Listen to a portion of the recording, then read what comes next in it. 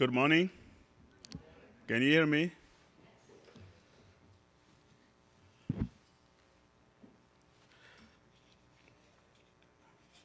I would like to welcome you to the 11th Annual Agricultural and Environmental Law Conference. I see in the room some familiar faces. Of course, my good friend Paul, that I have been working for a long time with ALEI. For those who don't know me, my name is Stéphane Toubene. I have the pleasure of serving as the chair of the Department of Agriculture, Food, and Resource Sciences at the University of Maryland Eastern Shore. And I also serve as the associate director for Center of Excellence for Global Food Security and Defense. It's a center funded by NIFA to tackle those challenges facing not only the nations, but the world in terms of food security. For a little bit history, so my first career was about some years ago, and it started in southern Maryland. And that time, the southern part of the state was moving from tobacco country to new crops, and I was brought in to look at alternative crops, and mainly working with minority farmers. In St. Mary's, Calvert, Anne Arundel, and part of Howard as well. And that was back in late 90s. And then in 2007, I moved to Eastern Shore to take up teaching and research in the Department of Agriculture. I see one of my faculty members here, Bill Burke, who just recently joined us from Michigan State. And welcome, Bill. That's your first time to this meeting, and we're glad to have you. So, in the early beginning of ALIE, I had the pleasure of serving as a technical advisor for about 4 years, and that's why I was talking about Paul. So Paul is the only one that served with me in that committee, and he's still serving strongly, and I value much, Paul, your work for the ALIE. I'm bringing you greetings from the shore, especially Dr. Moses Cairo, who couldn't make it this time, and also from my president, UMS President Heidi Anderson. I cannot believe ALIE has been here more than 10 years, and this is the 11th conference that the initiative is organizing. That shows the dedication of the founders of ALIE, empowering the state, and also the commitment of our special legal specialists who've been involved with the initiative. And I can see, I talk about Paul, but Paul is not alone. I see Nicole here, Samantha. I also see Megan. Christine. So if you could stand, I want people to recognize the good work you do. Thank you. Thank you for everything you do for us. For over the decade, the Agricultural Law Education Initiative legal specialist at the University of Maryland, Eastern Shore, University of Maryland, College Park, Maryland's Carey Law School, have supported Maryland's farmers from listening, as farmers told them about legal challenges and providing legal education and research to help farmers gain a better understanding of the law that impact their farming operations. As Marylanders, we live in the most diverse states in the country. From the rolling farmland of southern Maryland to the Appalachian Mountains in western Maryland, coupled with the Piedmont Plateau of the central Maryland and the coastal plain of the eastern shore, blended with the Chesapeake Bay watershed, we have to work together to ensure our state continues to be a national leader in the agricultural environmental practices that sometimes arduous, but serve to protect our region's fragile natural resources.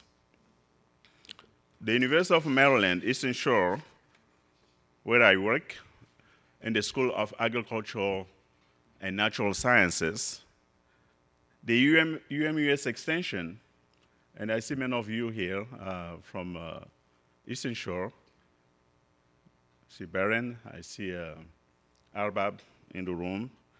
Thank you for your service.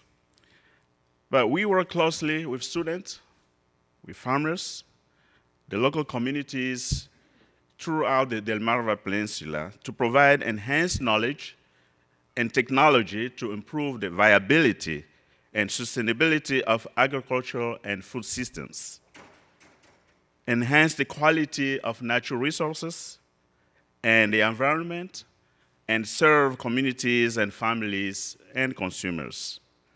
We are so pleased to be able to gather together with all of you this morning to exchange knowledge, but also to learn from each other. This conference is unique for two reasons.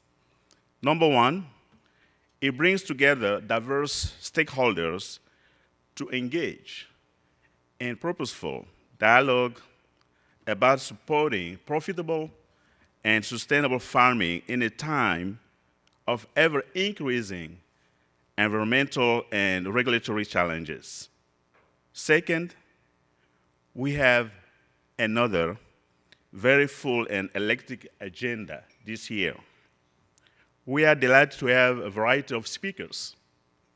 From the Moon Valley Farm, the University of Arkansas School of Law, University of Maryland, Maryland Farm Bureau, Delegate Charkaujin from Montgomery County, Christina Harris from Maryland Department of Labor, just to name a few.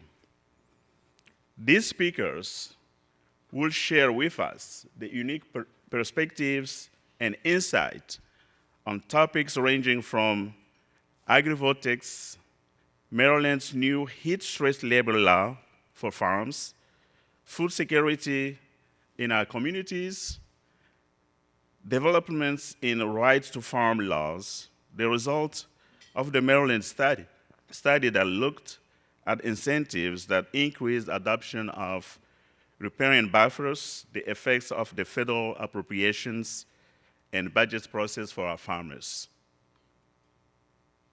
I also noticed in the agenda that we have the pleasure to welcome our Secretary, Kevin Addix, this afternoon. I hope you stick around to listen to him and listen to his remarks. As always, all of the panels are addressing timely and complex law and policy matters that directly impact Maryland's farmers and agricultural communities. So, we encourage you to ask probing questions to these speakers. In closing, we truly hope this conference will enhance your understanding of the agricultural and environmental law issues facing our state. Enjoy the conference, and thank you.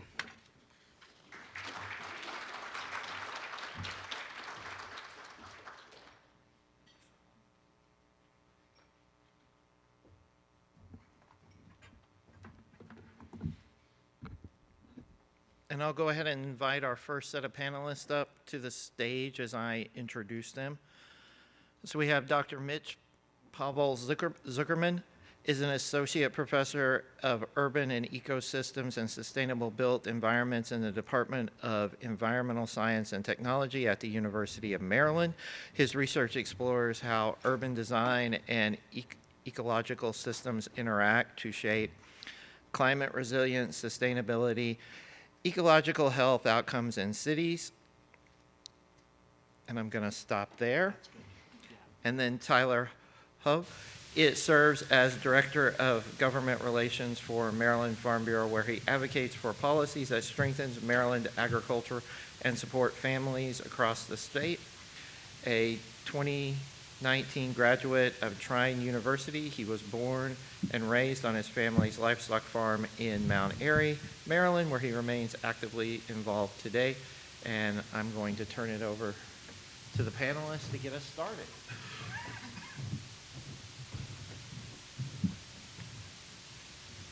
All right, thank you, Paul, and good morning, everyone. Thank you for the opportunity to speak with you today. So despite my focus on urban systems that Paul mentioned in my introduction, I'm actually going to talk to you today about some work that my lab group has been doing on agrivoltaics research, looking at barriers and opportunities in Maryland. And what we've been focusing on largely at this point has been looking to identify kind of the perceptions that people have about this new technology. I want to acknowledge my co-author, Dr. Jennifer Marash, who contributed and led a lot of this research, who's over there. And I also want to recognize our funding support from the Department of Environmental Protection in Montgomery County and the Harry Hughes Center for Agroecology. So this research started from conversations that I had with members of the Department of Environmental Protection in Montgomery County. They had heard about agrivoltaics and were interested in perhaps doing a pilot study, learning more about the feasibility of this, and that's what sort of led us into this.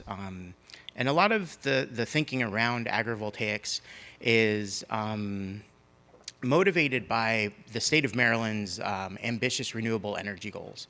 So our state has the goals of reducing greenhouse gas emissions by 60% by the year 2031, going net zero by 2045.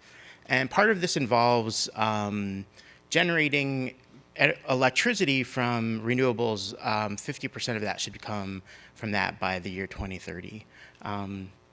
Now, to do this, a lot of people in Maryland, but there's similar settings across the United States, people are having kind of concerns about the potential for this to conflict with different kinds of land use, because to have this kind of renewable energy output, if that involves solar power and photovoltaics, it obviously means we have to put them out in our landscapes, which are already doing things for us. There's this perceived conflict between solar power generation and agricultural land use, and that's what sort of motivates the technology that I'm going to be talking about today.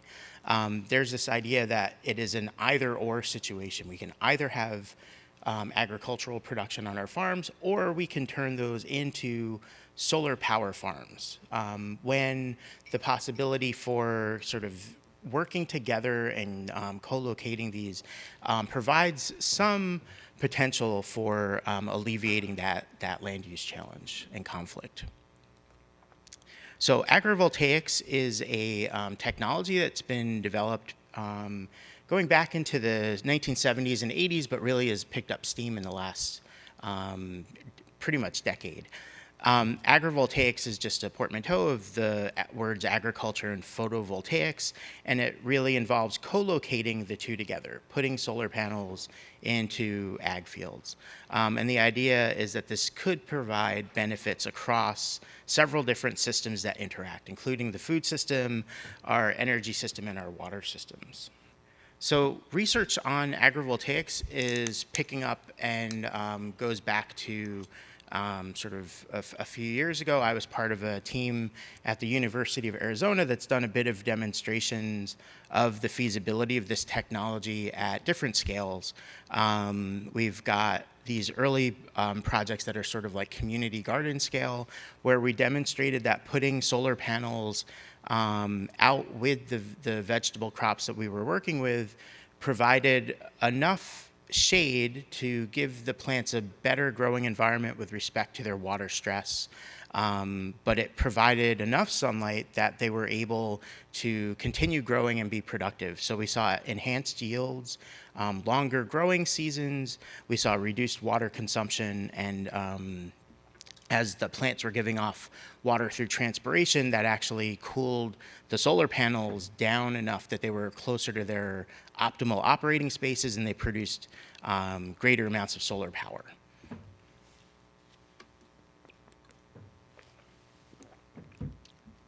So this set of sort of benefits across this food, energy, water nexus, again, sort of like a win-win-win idea, is one of the reasons why people are so excited about agrivoltaics. It provides the potential, one, to solve this land use conflict, but also perhaps to optimize agricultural and solar production by putting them together. The problem with this, though, is that there are several significant barriers despite these potential benefits. And one of the barriers is that these benefits are potential. We've explored this through research in places like the Southwest. There's a lot of research that's been done in parts of the European Union. And as people become interested in this, more and more projects come online to investigate the feasibility of this in particular climates with particular sets of crops.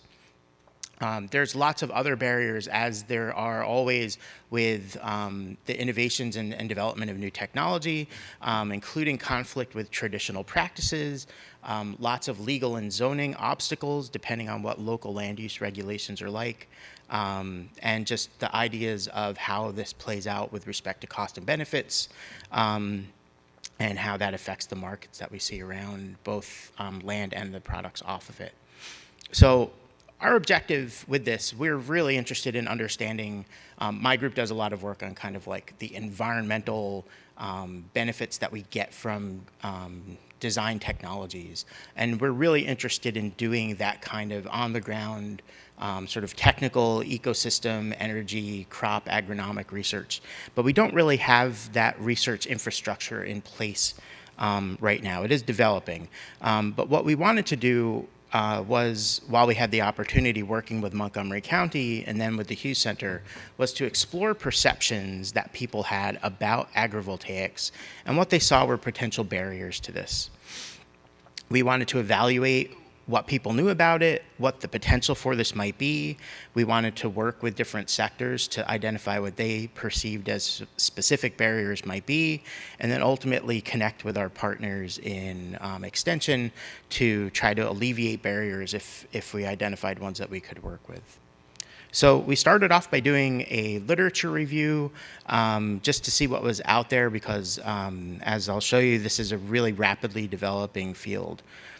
So there's a perceived lack of research on agrivoltaics systems, and part of that perception is just because there's such a rapid development of information. So the graph on your left is showing you the number of publications over the last decades using the word agrivoltaics in it, and the number of citations. And the number of publications are growing exponentially. There's hundreds of papers coming out each year, thousands of citations of this.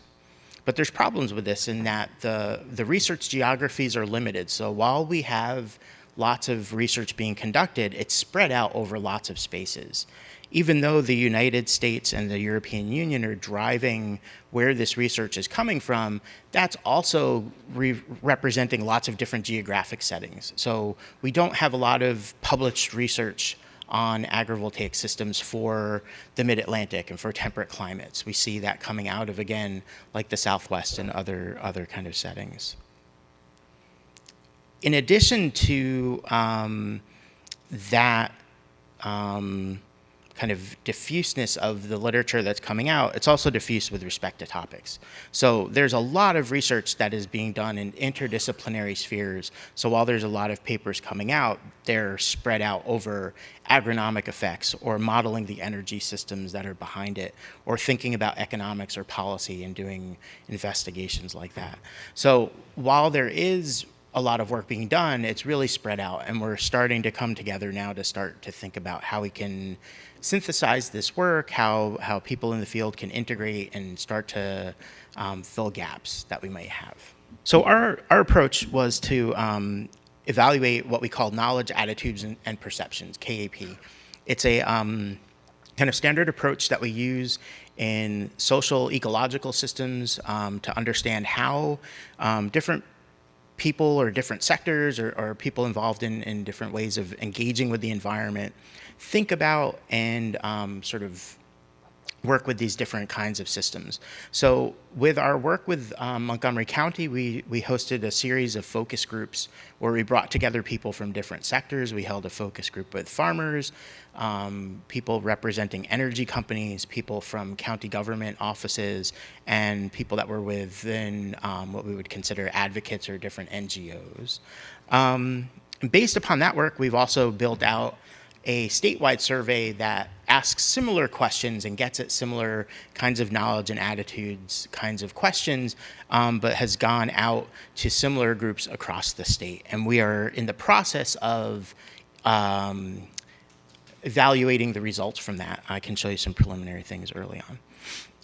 But some of the things that we asked in these focus groups were, what do you think about agrivoltaics, and what do you know about its definitions? Have you heard about it before? What do you think are the potential benefits to it?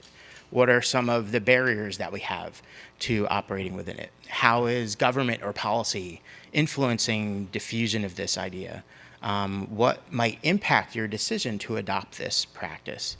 And then we had some sectorial questions about implementation and logistics, depending on kind of what part of this you worked with.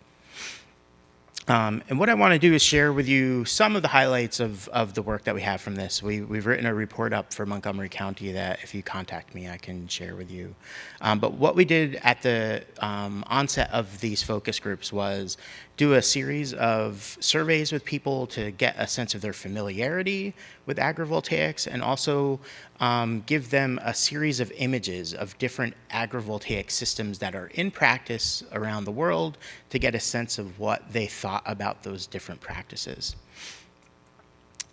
From the people in our focus groups, the majority of them, almost all of them, had heard the term agrivoltaics before, and a majority of them had a positive view. About 2/3 thought it was positive. So this is an example of one of the images. It's a nice shot of solar panels over plants, and what the different images had were different kind of combinations of potential crops and potential systems or different ways of racking the solar panels. And we just asked, does this depict an agrivoltaic system? Yes or no, without any discussion. And then in the focus groups, we were able to sort of unpack that a little bit more. And one of the things that we learned was that acceptance of whether this was an agrivoltaic system or not would decrease if the agricultural activity was not obvious. So these two photographs were sort of one of the tricks that we put in there. They're from the same farm, but one shows the livestock grazing underneath it and one does not. And you can see there's a big difference in an inverse relationship between whether people thought this was an agrivoltaic system or was not. So there's differences in perception and understanding that people have because we just haven't been exposed to this and been able to like see these systems in our landscapes yet. We did see a difference in how people thought they might, how they would accept different types of systems or support they might have for it. Growing crops seem to be rated relatively high. Grazing systems were relatively high, but pollinator habitats that might support agricultural systems was not rated very high by participants. So we also did a bunch of content and text analysis of the interview transcripts that we had. And one of the main highlights that we get out of this research is that we really don't know enough about how agrivoltaics will impact crops in Maryland. And this really underpins the willingness to accept this technology or not, without knowing whether it's going to have a negative or a positive effect on crops in our particular climate and our particular cropping systems, really doesn't give people enough information to make that choice of whether they would adopt things on their farm or not. We also saw that grazing systems seem to be the most accepted approach, or maybe the easiest system to adopt in. Those panels could provide shade for livestock while they're grazing underneath, and we see a lot of those systems being piloted right now in Maryland. We also saw the importance from stakeholders of taking a systems perspective. So this is recognizing, one, that the particular farms they're working on are a system and have this sort of integration of different parts, but also that our landscapes in total are an integrated system. So what happens on one farm is related to what we see across the landscape and what might be connected to other parts of that system. Now, we were really interested in things like policy and zoning and incentives, but the research on that is really not there. The knowledge system is not there yet. Without understanding the productivity and the economics of these systems, it's really hard for people to make choices and sort of think about what the policies that exist are. I can tell you that people were really sort of the opinion that some of the perceived sort of momentum that agrivoltaics is taking may be preliminary before we actually know if this is going to work well, or how it might work well in our particular environment. So moving on to some preliminary findings from our statewide survey, I just want to share you a couple of things. So again, this is a survey-based response. We had some kind of rate your answers on a scale of kind of low to high, depending on the question, and then a couple of open-ended questions. And right now, we've looked at some of those kind of numerical responses, and we're still working through the data on the text on that. So one of the things that we see, similar to what we saw in Montgomery County across the state, most respondents are at least moderately familiar with agrivoltaics. Only a very few people thought they were experts, and only a very few people were unfamiliar with it. So it's definitely out there in people's minds and conversations. We asked several questions that were kind of getting at whether people thought agrivoltaics would work or how it might be effective or efficient. And this sort of encapsulates a lot of how those answers went. When we compare the responses of the farmers that contributed to our survey versus people that were working in environmental agencies or county agencies or land use organizations, we saw a real inverse in how they viewed agrivoltaics. And a lot of this, again, comes down to we don't really know how this is going to work in our landscapes. So the majority of people that identified themselves as farmers said that they did not think farm-scale agrivoltaics would work in Maryland, and while the other people had that inverse. But at the same time, it's important to recognize that there are, on both sides, a sizable number of people that had opposite opinions. So there are people working within those different agencies and organizations who think it's a bad idea or won't work. There are farmers that might think that this will be something that could become effective.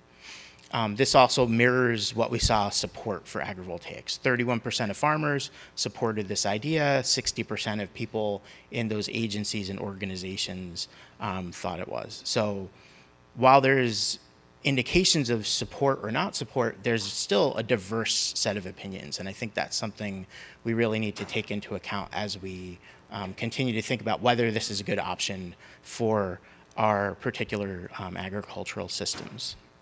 Those minority people who are thinking that this might be something that is effective, they might be the early adopters, the people we can go to test this out and get data to see if it actually is effective or cost effective.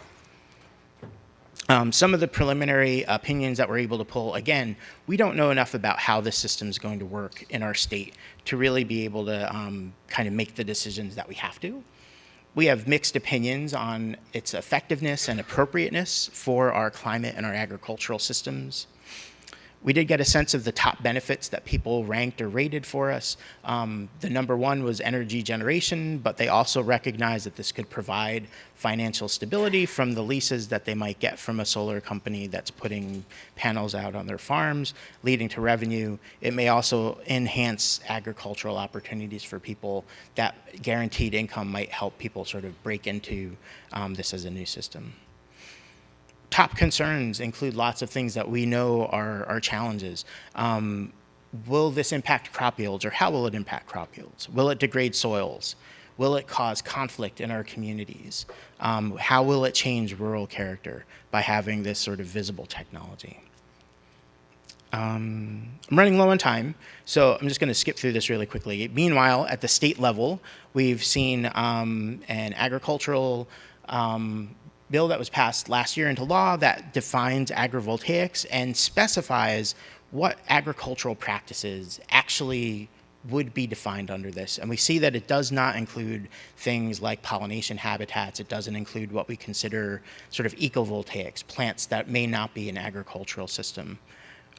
We also see that this act thinks about standardizing zoning across counties. It provides a cap to how much production we may see in ag preserve areas. We see preemption of local codes for different sizes and standardization. So we see like the state sort of coming in to help or perhaps put ideas over what counties might be thinking in terms of how to do this in terms of regulation. So looking forward, agrivoltaics is a rapidly evolving field. New research is coming out all the time. New demonstration sites are coming out all the time. It could be a part of a climate-smart agricultural or resilient energy system, but social acceptance and education in this setting are just as critical as the technology itself. We really need to think about how we message this, how we bring this to communities, how we engage with communities and have conversations about it rather than coming out and sort of imposing this as a silver bullet to solve our energy and land use problems. I just want to give a pitch for a project that's coming online through our extension program. We've got some funding from Energy Administration and our Campus Sustainability Fund to put demonstration sites out at our research extension farms where we can actually do some of these trials to see if it works with what crops and if it does impact negatively or positively soil properties and crop formation. So we're in planning phase with this, and it should be kind of put into the ground in the next coming year. So with that, I will thank you, and I think I'll pass it over to Tyler. And I think we'll take questions at the end. Well, good morning, everybody. For those that maybe didn't catch the introduction, my name is Tyler Huff. I'm the Director of Government Relations at Maryland Farm Bureau, and there's nothing like first thing in the morning getting to talk about land use and energy and a problem that we've been talking about in Maryland consistently for a number of years. So as we get started, we're going to talk about the evolving energy landscape within the state, how the rural communities are at the forefront of this transition and build off of some of the things that we talked about in the last presentation. And we'll go a little bit into transmission line, expansion, and ultimately eminent domain. So we can't get started without talking about Maryland's growing energy needs. This has been a hot topic, to say the least, and something that has been coming out of many agencies, at least in my discussions and in the conversations that I've been a part of for at least the last year, if not the last two. The big number to work off of there is we're looking at a 40% growth in energy need in the state by 2039. Well, what are the factors to that? Why are we getting into this situation? One is a growing population. Two, it comes out of a lot of things that are happening within our legislature right now. There is a push for the adoption of electric vehicles. Those need charging. That needs electricity. There's been a push to electrify our homes and remove from that gas-powered within different aspects of our home or our business. So we're looking at things like hospitals that are already taking a lot of energy and a lot of electricity need and saying, hey, now you need to electrify, and we're going to double that load, we're going to double that pool. And then there's developing industries. I'll go ahead and say the big D word already to start. Data centers are one of the big ones that are the concern, and a large push, especially with transmission lines, and one of the projects we'll talk later. But there's a growing, developing tech industry that is targeting Maryland as a prime location, which is causing that push for energy and needs. On top of that, our state has very ambitious renewable energy goals. We're looking 100% clean. I think I hit 3 instead of 4, but by 2045, nice little typo there. And we're currently working on having a 50% goal for renewable energy within what's called the RPS, the Renewable Portfolio Standard, by 2030.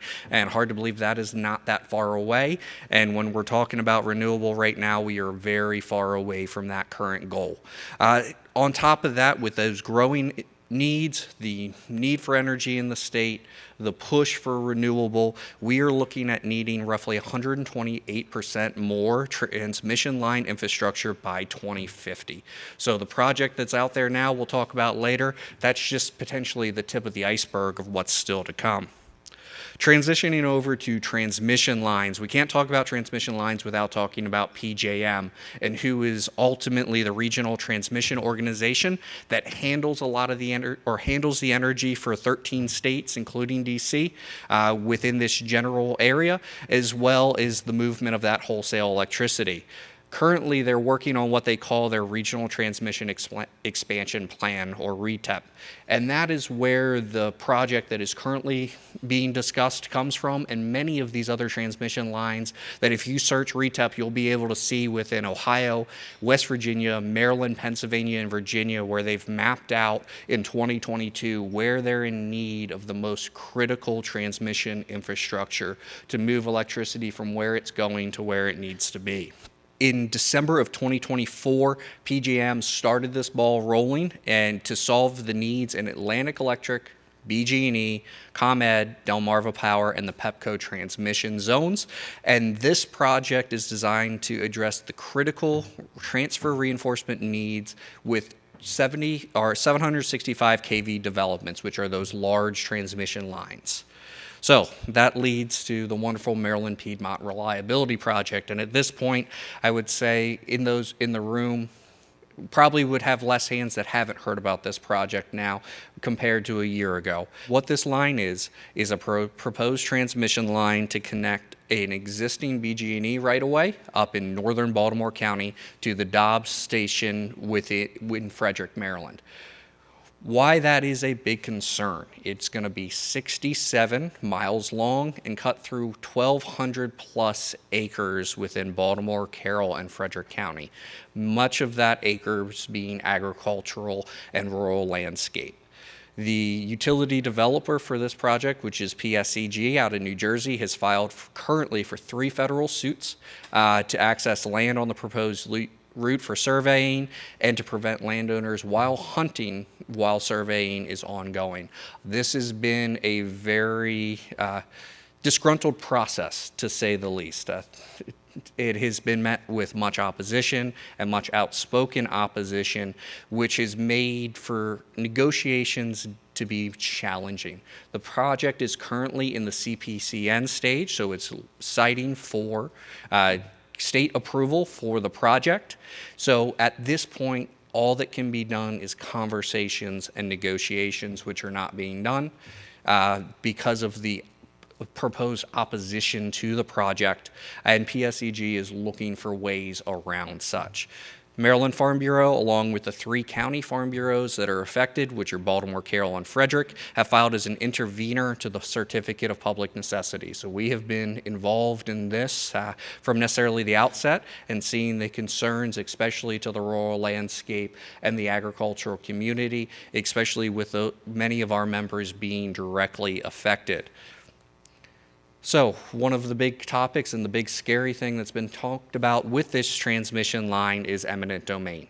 And what does eminent domain within energy projects look like?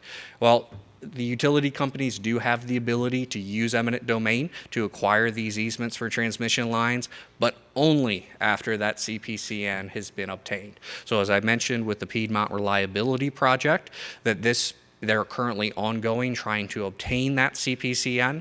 So at the moment, they only can negotiate with potential landowners on the proposed path. There is no eminent domain that can be invoked or used until after that CPCN is granted by the Public Service Commission.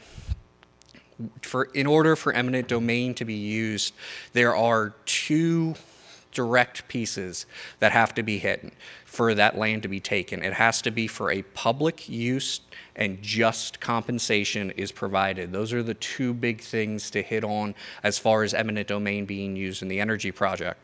When we're looking at just compensation, it's going to be taken through the fair market value of what property is being taken by eminent domain.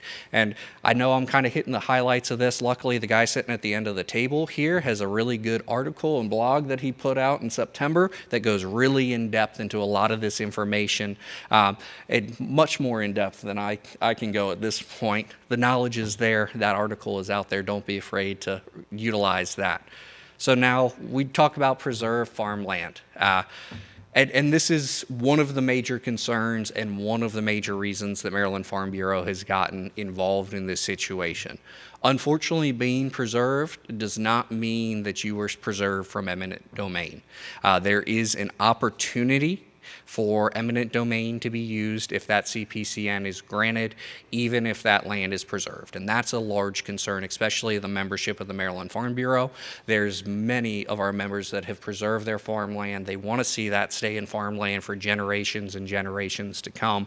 And this is immediate threat on that preservation and on everything that they stood for by putting their properties within preservation. So there's two pieces. There's easements for before June 30th, 2018, and then any after that. So prior to the easement for June, or if your easement was granted prior to June 30th of 2018, the utility would have to pay the landowner the full amount that they would be entitled if the land were not under easement, less any amount paid to MALF in this particular case, or a county ag land preservation or any entity that held the easement on the property.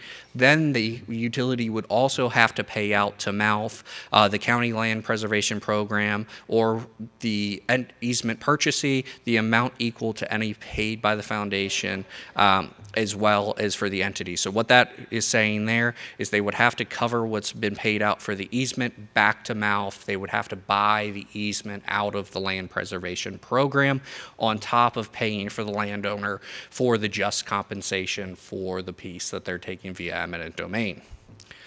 For prior to July 1, very similar looking from that standpoint.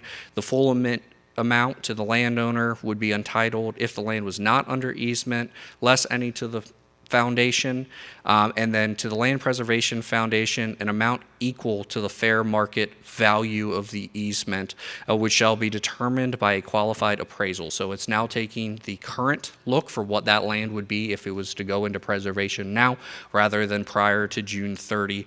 We're looking from the easements prior to June 30th of 2018, you're looking at easements and their original value would be what's paid out. So to take preserved farmland via eminent domain, a utility would be looking at a larger payout rather than just taking land that is not preserved under easement. But that is something that we'll see if it's a CPCN is granted, if it's something that they continue to pursue. So looking ahead, we've talked about our energy needs in the state, the growing demand.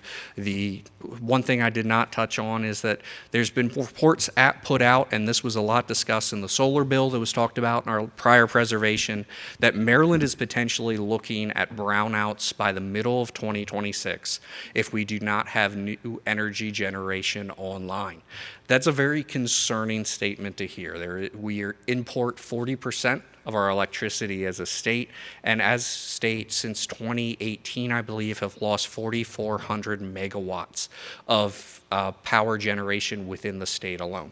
We've made this switch and as a state, put our hope into renewable portfolio, which has forced us to go elsewhere to get this power, to get our electricity, because the renewable portfolio has been slow to get online, slow to kind of hit the landmark goals that I think the state has expected the renewable portfolio to be at this point, which has led to these transmission lines and other things coming through as industry, as Maryland, as our legislation has outpaced the generation that we currently have on. So how do we balance that? How do we find that way to preserve our ag land? How we find our way to preserve that agricultural heritage and the #1 commercial industry in the state, but at the same time, that industry cannot function without that electricity. It's a twofold thing. It's a twofold process. So what does that balance look like? How does that come to the table in a situation where everyone can benefit without having the pitchfork opposition that we're currently having in a specific situation? We then look to long-term land stewardship and agriculture viability. One of the biggest concerns with the transmission lines is the proposed route goes over several agritourism operations. While for somebody that's grazing cattle or doing row crops, maybe that transmission line isn't as big of a concern, but a transmission line coming directly over an agritourism operation, that's a concern. There's the public's going to be there. There's more risk. There's more insurance that needs to be had. That's a large concern. So the viability of an operation, the viability of value added, the viability of those that are diversifying to be able to maintain that farm as saying a farm for the future, how does this affect? Also the long-term land stewardship. There's concerns about when that easement goes over, if the transmission line is pushed forward, then they are the ones that are managing by authority the land directly under the line. So then you have your concerns, are they going to manage things properly? What are they doing? Under that line, is that going to fit in with your farm plan and the way you go about your agricultural operation? Is that going to be a hindrance? And how do those things work together? And then ultimately, the role the government plays shaping the outcomes. As the Director of Government Relations for Farm Bureau, I spend a lot of time in Annapolis during session.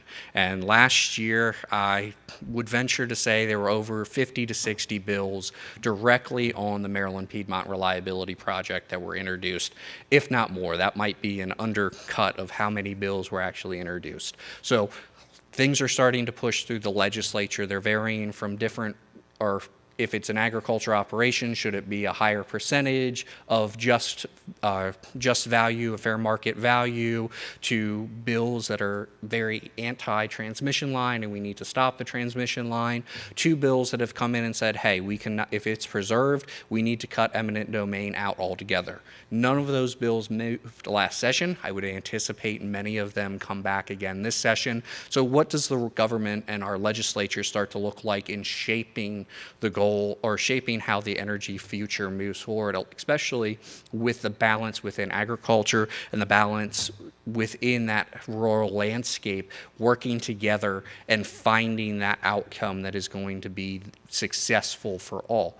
We also look into a lot of the bills. I didn't touch on the solar bill because I knew we would already talk on that, but the solar bill and that a lot of the reason that SB 931 moved last year was the concerns we've talked about with the brownouts, was the need for new transmission or new energy generation within the state, and a big hold for the proponents of that bill that, hey, this is the quickest form of energy generation is to get solar on the ground. So we've had our legislature make a move even more into the renewable path. So how do we continue to manage with that renewable and preserve as much prime and productive acres as we can?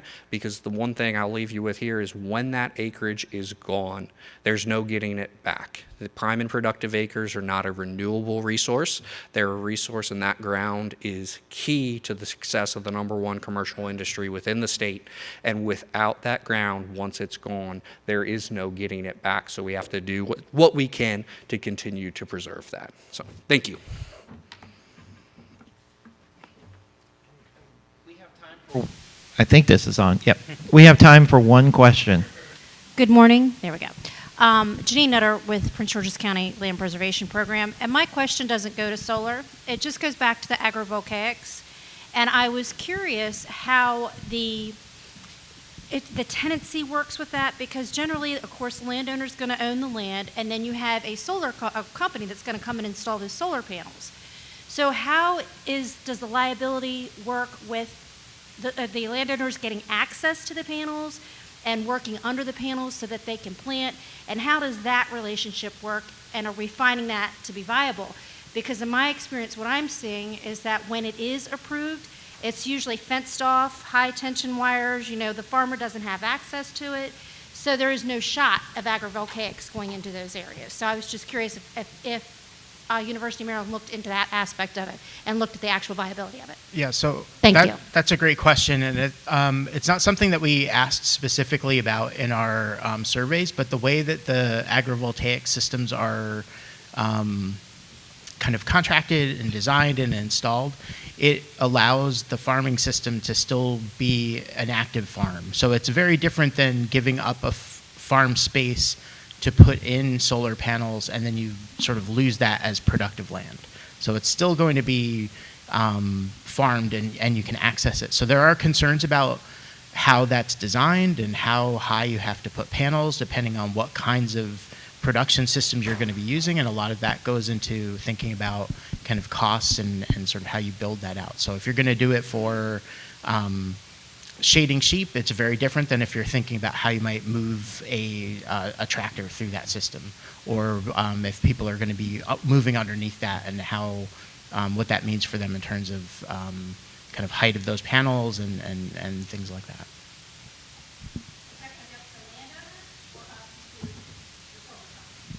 I think that comes through conversation as those leases are developed. Yeah. And that is all the time we have for questions. We will have the speakers around. Sorry about that. I saw your hand up, but we need to get on to the next panel. So give the panelists a round of applause, and we will move on to our second panel. Thank you, guys.